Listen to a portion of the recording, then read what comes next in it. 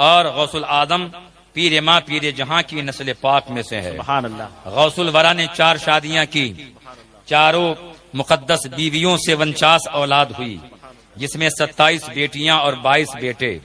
22 بیٹوں میں سب سے بڑے حضرت سیف الدین عبد الوہاب جیلانی رضی اللہ تعالی عنہ ہیں۔ ان کی نسل پاک سے ان کے سب سے بڑے بیٹے حضرت سید سلیمان جیلانی ہیں۔ ان کی نسل پاک سے وہ جو آج آپ کے شہر میں مہمان بن کر آئے ہیں، انہی کی نسل پاک سے ہیں۔ غوث الورا کے سب سے بیٹے کی نسل پاک سے وہ سید نوجوان جن کی عمر 36 سال کی ہے۔ 36 سال کی عمر میں تقریباً یہ کہیں کہ 16-17 سال سے مرید کرتے ہیں۔ لاکھوں کی تعداد میں ہندوستان میں ان کے مریدین ہیں، اور ان کے دستے پاک پر 100 سے زیادہ کفار و مشرکین وہابیہ دیابنا نے توبہ کی ہے، اور اہل سنت و جماعت مسلک اعلی حضرت کو دل سے قبول کیا ہے۔ 100 سے زیادہ، میں 100 سے زیادہ اس لیے کہہ رہا ہوں کہ کہاں کہاں کس شہر میں کس تاریخ میں کون مسلمان ہوا، کون وہابی سنی بنا، وہ سب کے سب لکھے گئے ہیں۔ ایک ہی محفل میں نائے گاؤں میں 49 وہابیوں نے آپ کا چہرہ دیکھ کر دیوبندیت سے توبہ کیا، 49 وہابیوں نے۔ اب یہ 2-3 مہینہ پہلے مغرول پیر میں میں بھی وہاں خطیب تھا، 3 وہابیوں نے محفل میں توبہ کیا۔ اس طرح سے بمبئی میں خود ہمارے علاقے میں جہاں میں رہتا ہوں گونڈی میں، وہاں کئی کافروں نے اسلام قبول کیا اور کئی وہابیوں نے توبہ کر کے سنیت کو اختیار کیا، اتنی کم عمر میں۔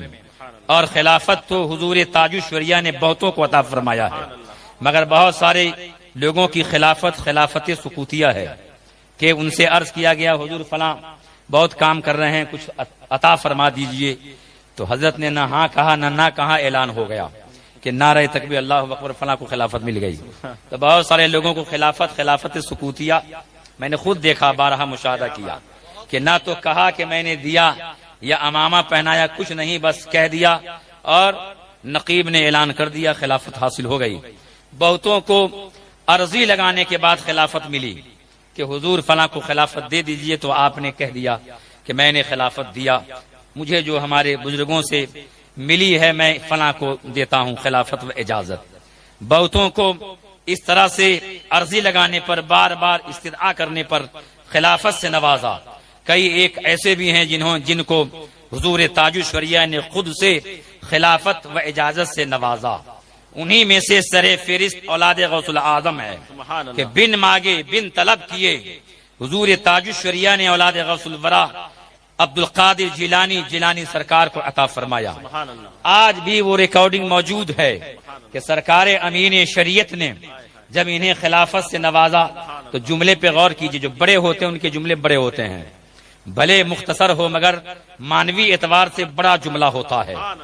میں نے کتنوں کے بارے میں سنا کہ وہ فرماتے تھے کہ میں نے فلاں کو خلافت دیا، میں نے فلاں کو اجازت دیا، میں نے فلاں کو فلاں ورد عطا کیا، لیکن اولاد غوث العظم جو آج نین پور میں جلوہ گر ہیں، انہیں خلافت دیا حضور امین شریعت نے، تو کیا ارشاد فرمایا کہ جو کچھ میرے بزرگوں سے مجھے ملا ہے فلاں سے فلاں سے میں آپ کو پیش کرتا ہوں۔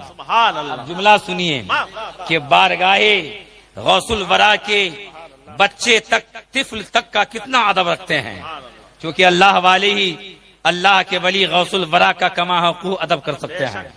فرمایا کہ میں آپ کو پیش کرتا ہوں، عطا کرنا دینا ایک الگ جملہ ہے، پیش کرتا ہوں۔ جملے پہ غور کیجئے، حضور تاج الشریعہ بدر الطریقہ نے خلافت دیا۔ آج کا وہ مہمان سید عبد القادر جیلانی شہزادہ غوث الورا، انہیں خلافت ملی، اور جب شادی ہوئی بمبئی میں تو خود تاج الشریعہ بمبئی میں پہنچ کر آپ کا نکاح پڑھایا۔ جب پہلا شہزادہ سید حسنین جیلانی پیدا ہوا تو کان میں اذان حضور تاج الشریعہ نے دیا، دائیں کان میں اذان دی، بائیں کان میں تکبیر پڑھی۔ سبحان اللہ، اب اس سے اندازہ لگا سکتے ہیں آج کا جو مہمان ہے ان کی شان بہت بلند ہے۔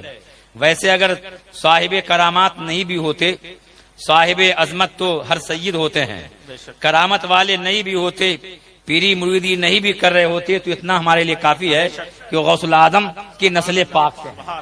غوث العظم کی اولاد میں سے ہونا یہ کوئی معمولی بات نہیں ہے، اور اس میں ان کی میں نے کئی مرتبہ ان کے سامنے کچھ جملے کہہ دیا تو ان کی عادت ہے کہ ان کے سامنے تعریف کی جائے تو زیادہ تر وہ رد ہی کر دیتے ہیں۔ بمبئی میں گونڈی میں تقریر کیا، بیٹھا انہوں نے رد کر دیا، وہ تعریف پسند نہیں کرتے۔ اس لیے میں آنے سے پہلے ذمہ دار سے کہہ دیتا ہوں کہ میری تقریر کی آدھے گھنٹے کے بعد لے کے آنا، کیونکہ پہلی بار آپ کے شہر میں آئے تو کچھ بتا دوں تاکہ لوگوں کے دل کا میلان ہو، کیونکہ آج کا یہ ماحول ہے، فتنوں کا دور ہے کہ کئی طرح کے لوگ آتے ہیں، نقلی پیر بھی آ رہے ہیں، 10 انگلیوں میں 10 انگوٹھیاں، سر پہ لمبی چوٹیاں، لگتا ہے کہ دیکھنے میں پیچھے سے پتہ ہی نہیں چلتا ہے کہ جا رہی ہیں کہ جا رہے ہیں، یہ عالم ہے۔ تو ایسے ایسے لوگوں کے چکر میں لوگ پھنسے ہوئے ہیں، اور اب تو پیری